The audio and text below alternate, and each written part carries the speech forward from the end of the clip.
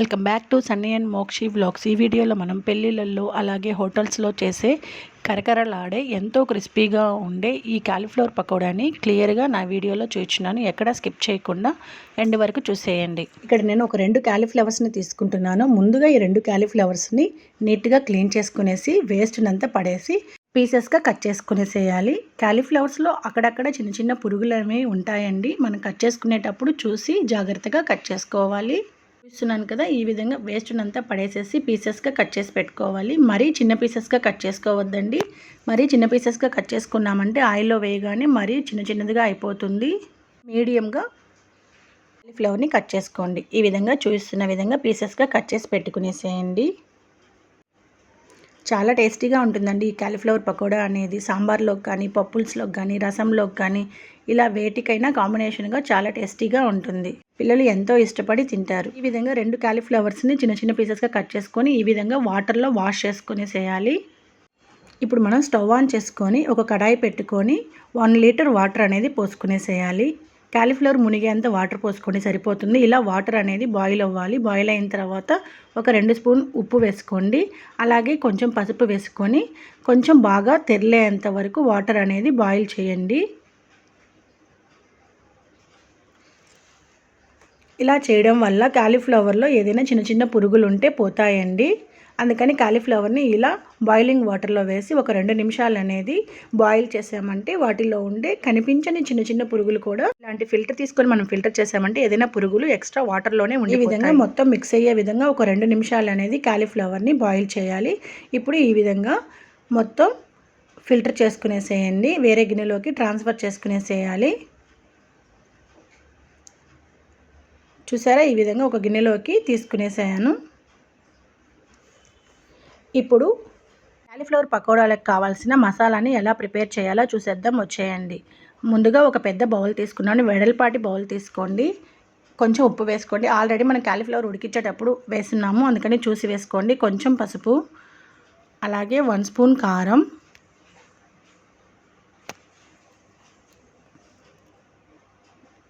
అలాగే కార్న్ఫ్లోర్ ఒక 3 to 4 spoons వేసుకోండి.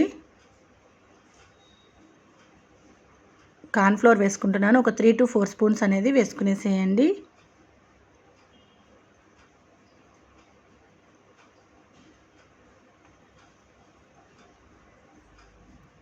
తర్వాత గరం మసాలా ఒక 1/2 స్పూన్ వేసుకోండి.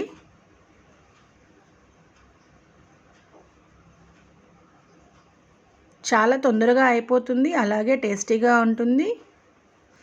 1.5 స్పూన్ అనేది అల్లం వెల్లుల్లి పేస్ట్. ఈ విధంగా అన్నింటినీ మిక్స్ అయ్యే విధంగా బాగా మిక్స్ చేసుకునేసేయాలి. అవసరమైతే కొంచెం నీళ్లు వేసుకుంటూ బాగా మిక్స్ చేసుకోండి.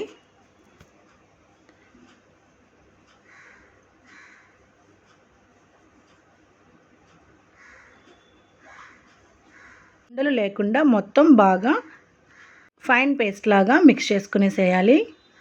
చూడండి, ఈ విధంగా మిక్స్ చేసుకున్న పేస్ట్లో ముందుగా ఉడకబెట్టుకున్న ఈ కాలీఫ్లవర్ని వేసుకొని బాగా కలుపుకోవాలండి.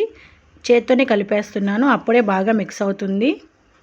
బాగా కలుపుకోవాలి. ఒక 2-3 మినిట్స్ అనేది కంటిన్యూగా ఇలా మసాలా అంతా కాలీఫ్లవర్కి పట్టుకునే విధంగా బాగా మిక్స్ చేసుకునేసేయాలి. ఇప్పుడు బియ్యం పిండిని వేసుకుంటున్నాను. ఇక్కడ 3 to 4 స్పూన్స్ దాకా వేసుకున్నాను.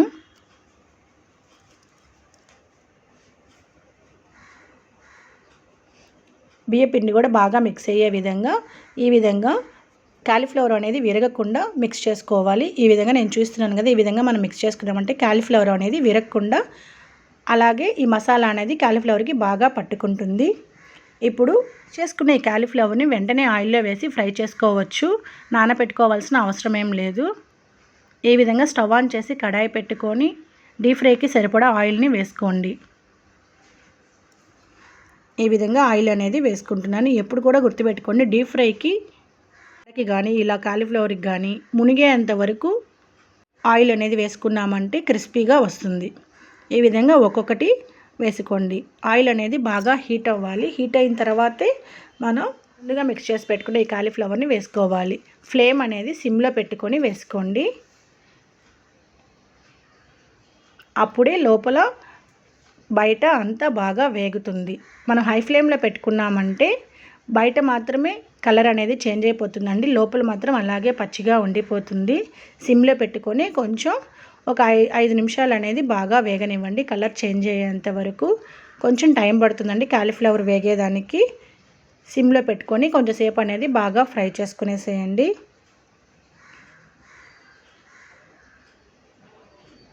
చూడండి కలర్ అనేది చేంజ్ అవుతూ ఉంది.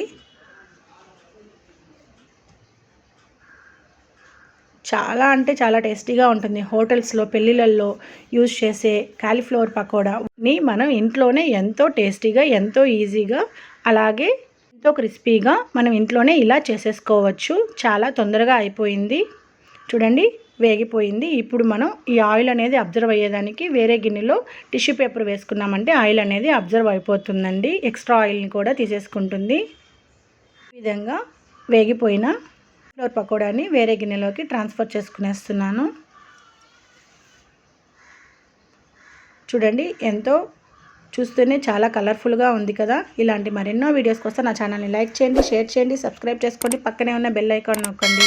ఈ వీడియో కనుక మీకు నచ్చినట్లయితే మీ ఫ్రెండ్స్కి షేర్ చేయండి. ఇలాంటి మరెన్నో వీడియోస్ కోసం నా ఛానల్కి ఒక చిన్న లైక్ ఇవ్వండి.